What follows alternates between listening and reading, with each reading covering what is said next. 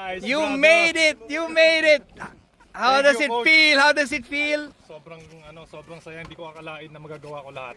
Kagabi parang hindi ka namin makausap na maayos. Medyo may Nakafocus doubts ka talaga rin ng ako. konti. May doubts ako eh. Kasi sabi nila delikado, lahat ng kaibigan kong matatagal na nag-ride, ayaw pumunta rito.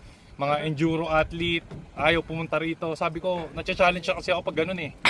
So naghahanap ako ng pressure sa buhay kasi alam ko na kapag hinarap mo yung mga pressure na yan, Yeah. doon mo makikita yung potential mo. Doon mo mailalabas yung mga kaya mo pang gawin. Kaya mas Amen, delikado man. kay Amen. matakot. Yeah. Subok, try. May training naman eh. Yep. Yep. Diba? So yun, I say amen to that. pasalamatan lahat ng mga coaches natin. Siyempre lalong-lalo na sa MX Bisaya, Coach Sam. Dahil You're the from man. zero, tinuruan niya ako, tinatsaga niya ako.